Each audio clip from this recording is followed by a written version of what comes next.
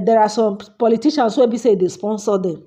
So those politicians wey dey sponsor dem give them 1 billion naira, and that 1 billion naira na to cause confusion, to cause katakata, to cause gbege, so that everything go scatter. Dem go use am scatter the government of Buhari. Na wetin dem allege. Hello my people, how una dey o? My people, still on this EndSARS matter and all the katakata when dey happen for Nigeria concerning the account where President Buhari don order the central bank say make dem freeze all the people wey be say dem dey linked to this EndSARS protest. Say make dem freeze their accounts. So a lot of people don come express their feelings concerning this whole latest development wey be say federal government dey go intimidate people. They go freeze their account, they seize their international passport, say they no go travel just because of say they do protest.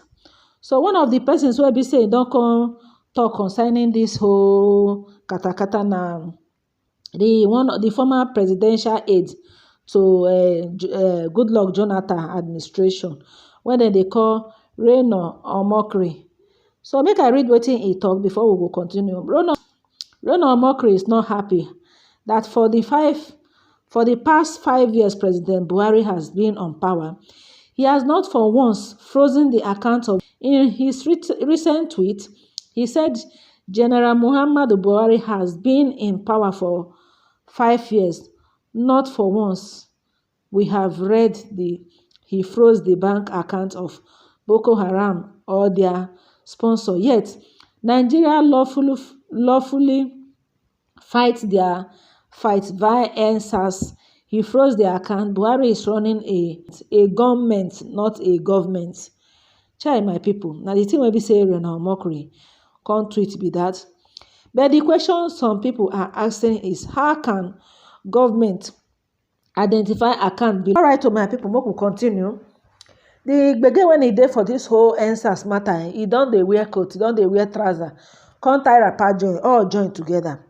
Okay, now President Buhari don order CBN to freeze the accounts of about 20 individuals and some company wey be say they help for during the EndSARS protest wey be say go peacefully.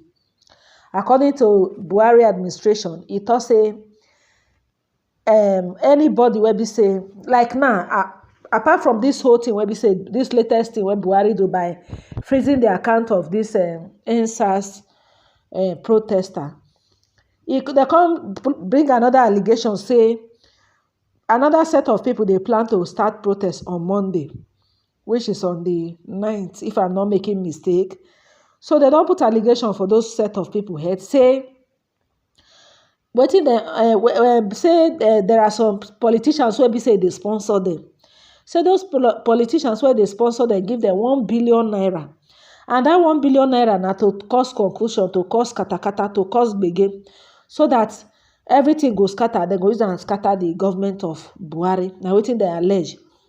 Thereby issuing warning to tell people say make dem no come out for protest, because if dem come out, dem go put that word wey dem dey talk, treason felony, on your head, say you don disobey the Nigeria government or you want to overthrow the Nigeria government. So now this thing now they don't put in place now to make people wey be say they won't come out for protest, make them not come out.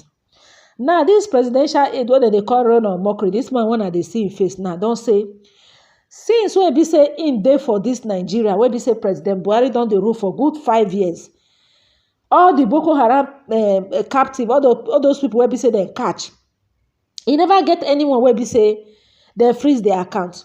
Rather wetin President Buhari they do be say e go say they give them amnesty, they go recruit them, put them back for Nigeria military, treat them like kings, treat them like royalty, not be small thing. Okay, now from that question where somebody asked, say during Jonathan administration, Jonathan say Boko Haram, say them they faceless, them be ghosts, nobody know them. At least they don't catch some of them now.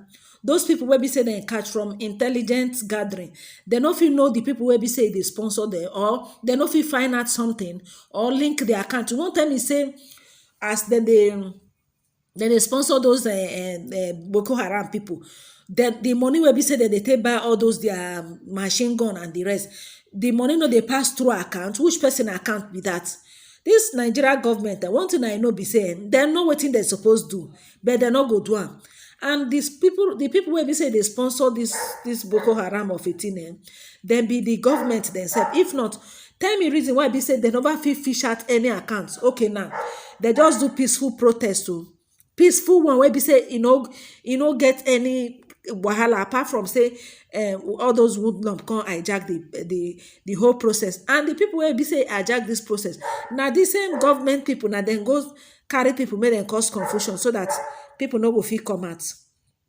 Okay, now the way the thing don't be now, all this thing where be say all this strategy, all this map part where be say they don't map out by seizing people international passport, by freezing their account, not be to put fear for their body so that they no go come out again. Now they don't say make people no come out for peaceful protest because say they hear say they don't pay the 1 billion naira, and that 1 billion naira na to use and cause katakata for the country when e go destabilize the country. Different GBT, different mago, different fantastic talk na they talk for this whole matter. Now democratic government, now people no go fit do peaceful protest for democratic government. So if Nigeria government dey very very quick to fish out those people and to freeze people accounts, why central bank never fit catch, why they never fit find out those people where be say the account linked to those people where be say they sponsor Boko Haram? Because the Boko Haram members, they don't catch a lot of them. They don't catch a lot of them, and they don't fit tell me say most of them no go don't confess. Me say they don't repent. Yes, because most of them don't repent, they don't recruit them into Nigerian army. I know if you tell me say as they recruit them into Nigerian army, they no go don't ask them, interrogate them, ask them some kind of question where be say go lead to findings or how then they take they operate. Even the so-called herdsmen, the same thing. So I know just this country, it be like say some people they benefit from this whole katakata where they happen for the country. Now the thing wey be say I just understand be that once katakata dey the country, then they happy, and immediately they find out say youth they don't they open eye now, they don't they ask question. The way they take see the way the protest they very peaceful, they say no. Who will leave these people? Who will leave these people? Then be say we the old papa will be say we dey rule this country where we no want retire. When una don reach to go sit down for una house, they take care of una grandchildren, una refuse to go house go sit down, una say una must block the youth way. We don't look and finish say if they continue like this youth then they go take over. Now be all this intimidation here and there. Una see some of those people where be say they come out, all those celebrities where be say they even come out, they not even go touch them more. They just want to intimidate some kind people where be say they no say yes. Fear no go let them answer them again. Even banks una so. Abeg my people So what are your thoughts concerning this whole thing where be say this Ronald Mockery talk? How you see am? Whatever you feel like to talk, may you talk for the comment section. Now na country sister Maureen Gist is now my channel. I have changed from Jedidiah Maureen to Maureen Gist. For those of una wanna dey for Facebook, wanna follow Maureen Gist. Have a wonderful day. God bless you. Bye.